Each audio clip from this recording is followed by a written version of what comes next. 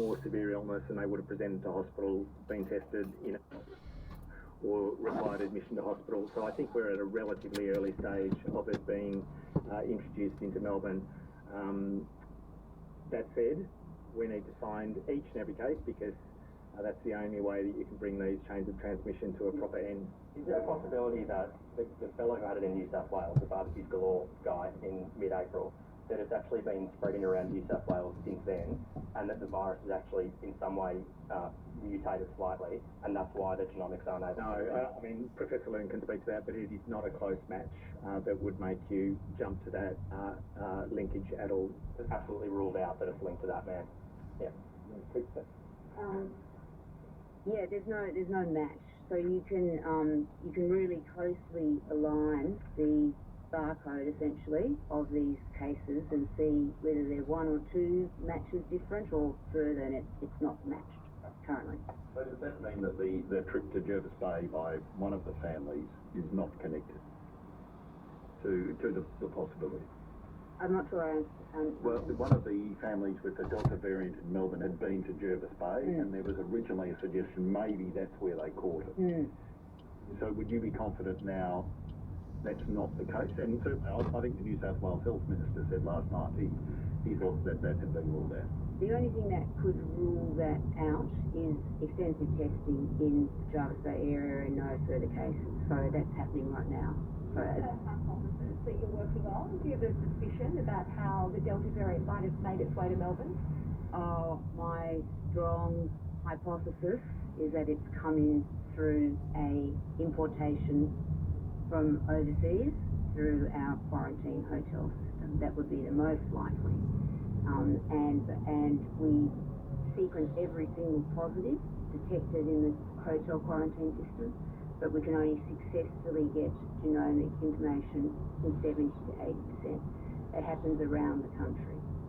And so there's 20% of people who are positive who we do not have a genetic barcode for. So that's my strongest hypothesis. So that's actually a link of that particular genomic strain from hotel quarantine rather than a possibility of it having mutated in Australia.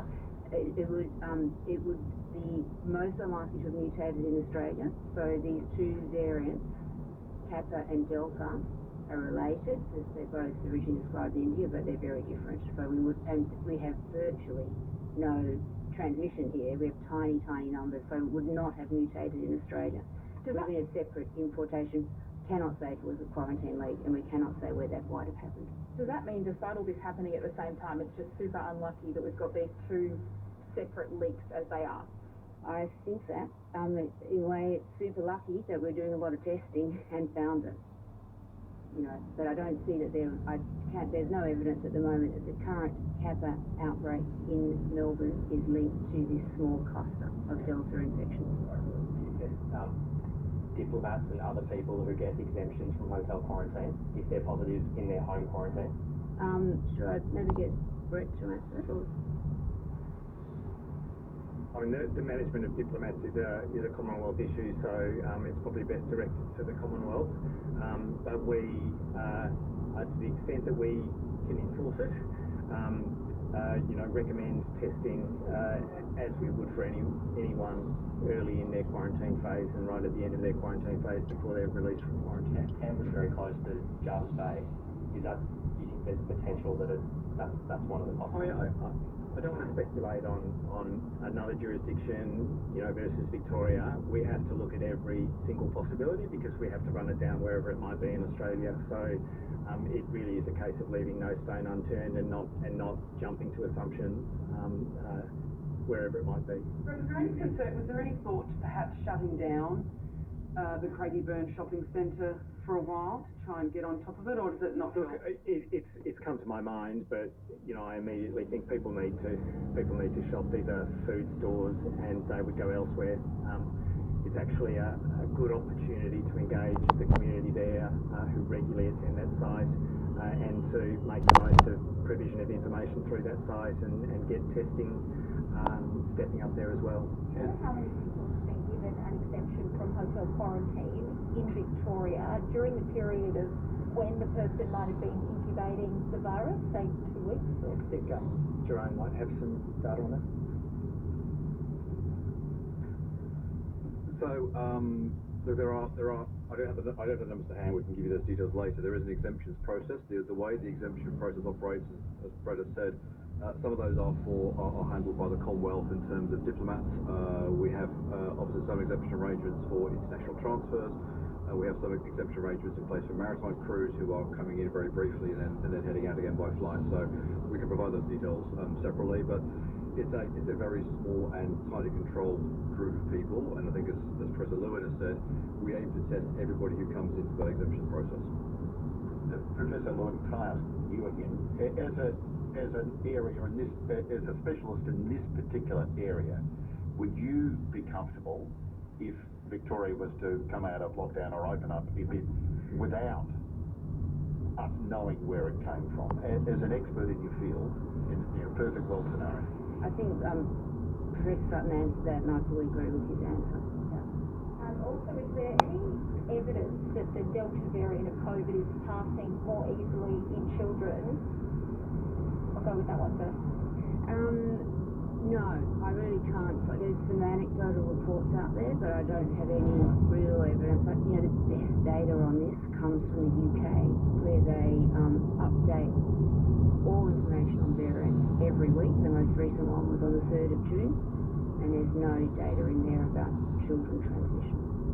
Can I ask about the on-tracker database? So that's genomic sequencing from across the country that goes on there. How quickly does it get updated? Is it every day it gets refreshed and we double check our genomics with it?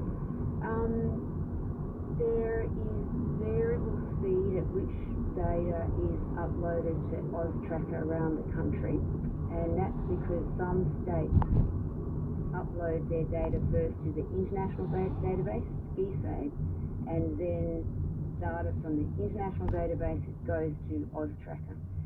There are different criteria for how complete that genetic sequence is, of whether it goes to AusTracker or not. We, in AusTracker, the goal is to get every sequence, even if not complete. So there's a big effort around the country now to make sure that even incomplete sequences are uploaded to AusTracker. But most jurisdictions, certainly Victoria, uploaded immediately into both AusTracker and GSAID. But there are different criteria for what those two sites will accept. Are you concerned that there are holes in the database from different jurisdictions around Australia? Yeah, my understanding is that the network of experts that do the genomic testing around the country to all communicate through a network called Communicable Diseases Genomic Network Australia met yesterday and are confident there are no gaps. All sequences are being or have been uploaded to AusTracker, including the incomplete sequences, and there so far is no match with what is available in AusTracker. And in regards to the Kappa cluster of cases, can the Doherty Institute 100% say that that originated out of South Australian quarantine? There was a clear match with the genomic sequence that was in the South Australia quarantine in the hotel where the original patient that came to Melbourne came from. Yeah, so it's a clear match with that. You've been listening to a news conference from Victoria about the latest coronavirus update. That was Professor Sharon Lewin from the Doherty Institute speaking there. We also heard from Victoria's Health Minister Martin Foley, the Chief Health Officer Brett Sutton, and Jerome Weinmar, the COVID response commander. The latest update here on ABC News Radio. Victoria's latest coronavirus outbreak has jumped to 69 cases after 5 more cases of community transmission were identified overnight. Beth Gray reports. The ABC understands 2 of the new cases were not close contacts of previous infections and got tested after visiting public exposure sites reported in the media. There are now 366 public exposure sites listed on the Health Department's website, with new locations including an office building in Melbourne CBD and a shopping centre at Mickleham. At this stage, it's not clear whether any of the new infections are linked to the West Melbourne outbreak, where 7 cases have tested positive to the highly contagious Delta variant. Health authorities are expected to provide further details at a press conference this hour. And we've just been listening to that news conference, and we'll bring you further updates as they come to hand here on ABC News Radio. Meantime, in New South Wales, There have been no new locally acquired COVID cases in the 24 hours to 8 p.m. last night. There are also no new cases in hotel quarantine.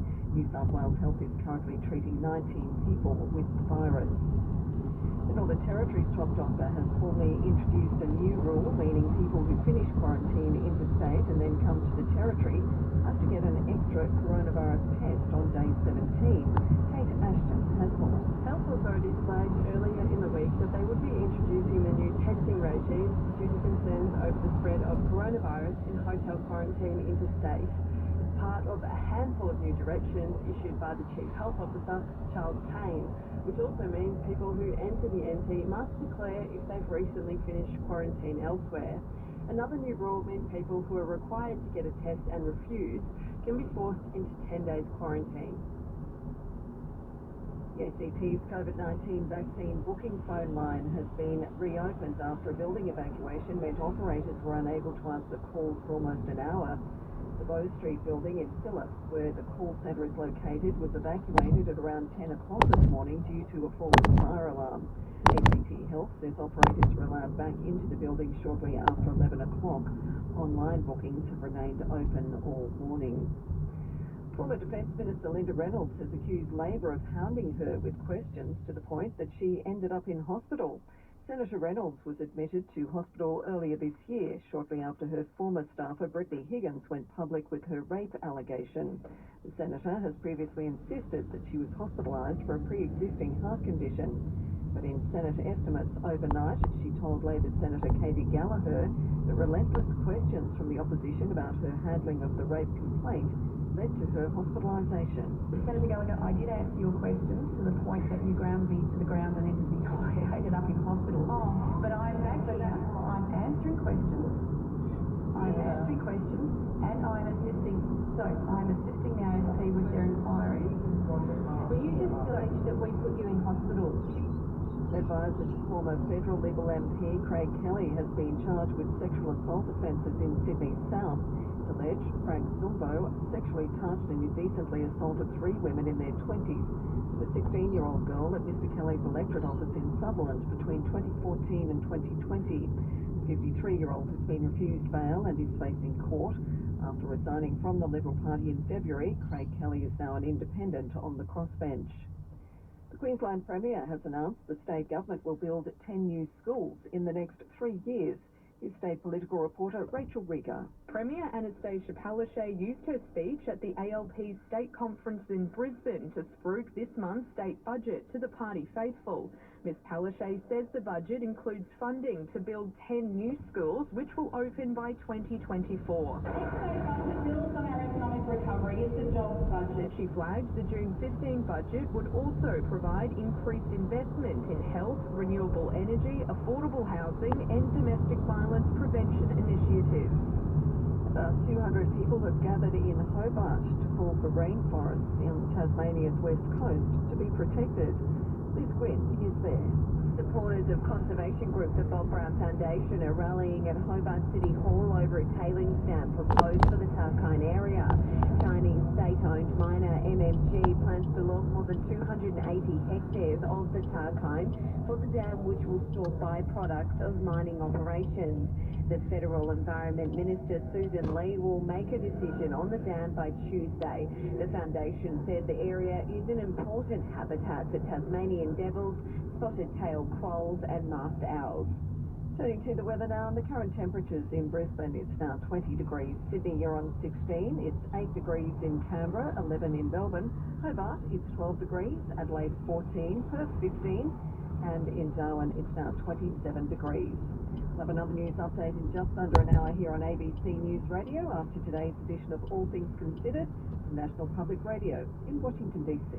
We got our monthly x-ray of the job market today, and the results were good, but not great.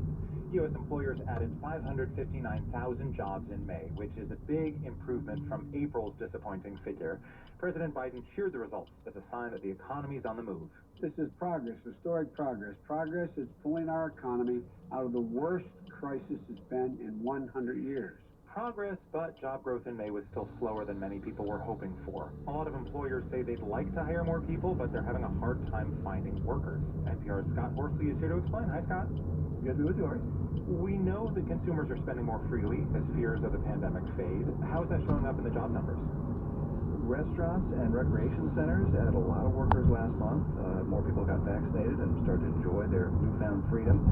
But a lot of job openings in those industries are also going unfilled. I talked to Nick Kokonis, who owns several restaurants in Chicago and also runs an online reservation service. He says he'd like to hire another 150 people to keep up with demand, but it's not easy. I talk to restaurants every day, friends, colleagues, competitors, everybody is calling each other saying, are you able to hire anybody? And the answer, of course, is yes, you are able to, but not as quickly as you'd like. We had a job fair last week and had 25 or so people show up. 2 years ago, when we'd have a job fair, we'd have 100, 150. And by the way, Ari, Kokonis says the lowest paid workers in his restaurants make about $16.25 an hour. So explain this disconnect. We know that millions of people are out of work. Why are employers having trouble hiring? There's probably a variety of factors. Obviously, some people are still nervous about catching the virus. Others might be busy looking after children. There is some progress on both those fronts, though. More than half the adults in the country are now fully vaccinated. That's up from about a third when this job survey was conducted in mid-May. Also today, we saw that schools and daycare providers added about 160,000 jobs last month. That means there will be fewer kids stuck at home with mom and dad. So White House economist Cecilia Rouse says those hires should act as job multipliers in the months ahead. As schools have been able to reopen and child care centers have been able to reopen, that has freed working parents, particularly women, to go back into the labor force as well. So that is the multiplier that is there. And we did see more women entering the workforce last month, even as a number of men dropped out. We've heard some business owners and politicians make the argument that the extra $300 a week in unemployment benefits that the government's been offering is discouraging people from looking for work. Fact check that for us. What impact does that have on the job market? You know, economists are really divided on this question, but we do have 25 states now, all of them led by Republican governors, that have decided to terminate those enhanced benefits early, in some cases as early as next week. The other 25 states will keep paying the benefits through the summer, but then they'll